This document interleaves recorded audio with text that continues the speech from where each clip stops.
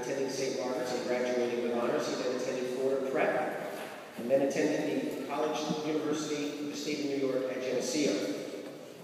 He then attended medical school at the University of the East in the Philippines. He is married and has one child, Marcus, and is currently a member of the Riverdale Family Practice, and also is an attending physician at St. Joseph's Medical Center in Yonkers, New York. Welcome and good morning to you, Dr. Cortona. Thank you for being here.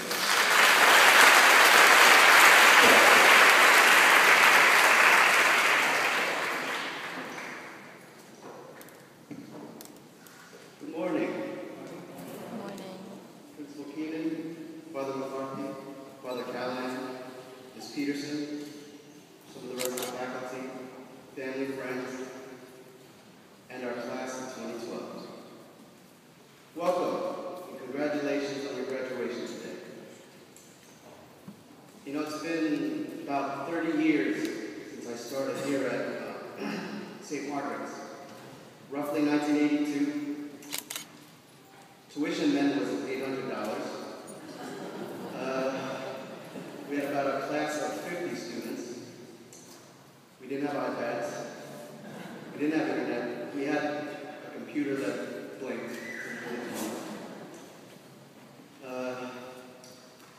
When I first walked into St. Margaret's, I had a teacher. Her name was Miss Norton. You may know her now as Miss Hunt. I hear she now teaches 2nd grade. So it's good to see in 30 years she's moved up a grade. You know, I was known in the school already. I had brothers that previously were going. We were known because one, all of my brothers had the first initial R. I don't know why, there's 6 of us. And everyone would always ask us what our names were. Our teachers, our classmates, just about every other day. You know, I was the small kid in their class. I was the kid that had the book bag, and from behind it, all you could see were my legs. I was always the first in line. I'm not sure if you still have the Christmas patch in here, but I was always the page. 1st grade, 2nd grade, 4th grade, since I was always the smallest. Now, good thing about being small, you're pretty quick. I was always the fastest one, pretty much throughout all my school years here. Kind of how I got my acceptance in gym class. Now, I wasn't the smartest kid. I'm not sure how the grading system is now, but once in a while I would get 2nd honors, get effort every once in a while. Never ever got 1st honors. You know, I did what most kids around the neighborhood did. Used to play basketball in the schoolyard. Kind of sad that we no longer have rims in the schoolyard anymore. Used to play stickball. Used to hit the windows of the rectory with tennis balls until the priests would chase us out.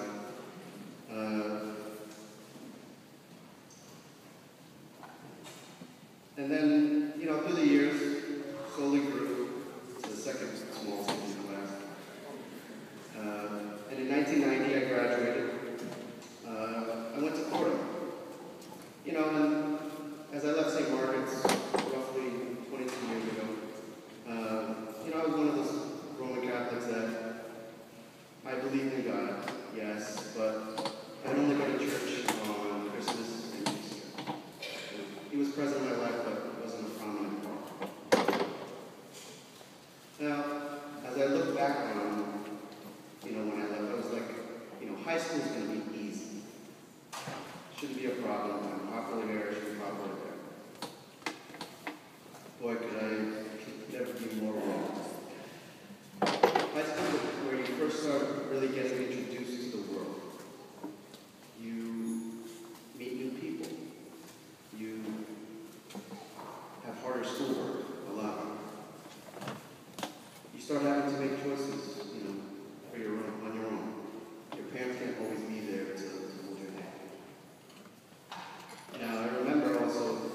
used to play basketball here on the Backwoods, and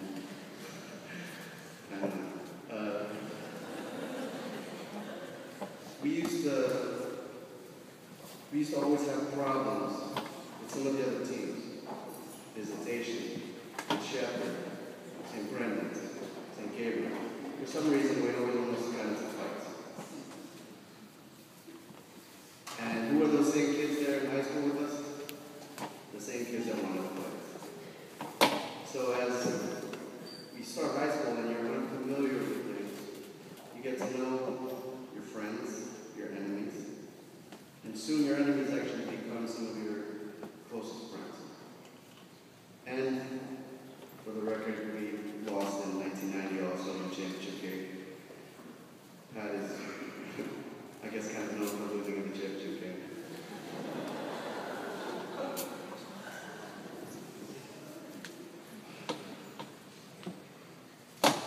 What you start to see in high school is, what are your priorities? You know, you like to think that, hopefully in this order, your priorities are your God, your family, your studies, and then your friends. I know it's not like that for everybody, but it's something we should hopefully strive to do. You know, I know many of you are happy to be moving on, and that this is a small, insignificant step in your life, but many of the lessons of life that you will soon learn were actually introduced to you here in St. Margaret's. The foundation, I mean, for the most part, of what you are morally is from your family, your parents. Now, many of the teachings are reinforced and expanded on by what you learn here at St. Margaret's. From your teachers to Father Margaret and some of the priests, they try to stress for you that year. Now, you may not agree with everything you've been taught. You may feel your parents have no idea what you are going through. Now, I look back at what my parents and my teachers tried to do for me here, and I know that even though I didn't like it at the time, it was to make me a better person mentally and spiritually. That having Jesus as a part of your life is important. That your faith can help you get through some of the more difficult times that you have ahead. Now, I mentioned earlier about you start making your own decisions. And your family and faith are there to guide you to make the proper decisions. And that you don't want to hear, that you disagree. But you should always keep this in mind about whatever someone tries to do to help you. They always have your best interest in mind, and they are not perfect. They want you to enjoy your life, but they want you to be responsible. They expect you to make mistakes, but they pray you know what's right and wrong.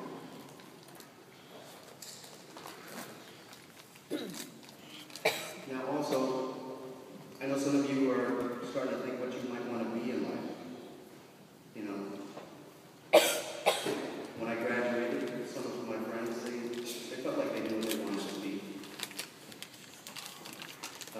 Now, the other, last night or 2 days ago, I actually looked at my 8th grade journal. I'm not sure if you guys still have that here, where it's kind of a little mini yearbook. And we have a page where, you know, crystal ball, what you want to be in the future. And of the 30 or 40 friends that I still keep, you know, keep in touch with somewhat, usually by Facebook,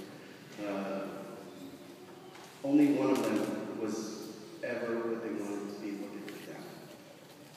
You know, and, you know, we have businessmen, we have policemen, carpenters, nurses, teachers. A couple of the girls actually work for major magazines like Marie Claire, Cosmopolitan. We have a producer from Cortona in our class, and we actually have a horror actor as well. So, as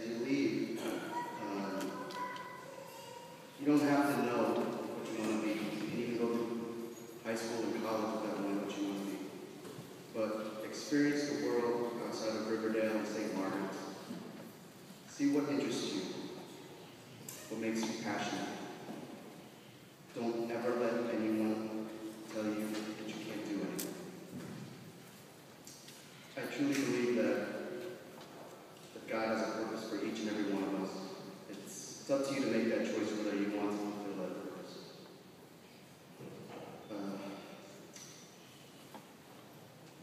In closing, there's a saying that I pray that I follow, and I hope you do too, from Frederick Baraga.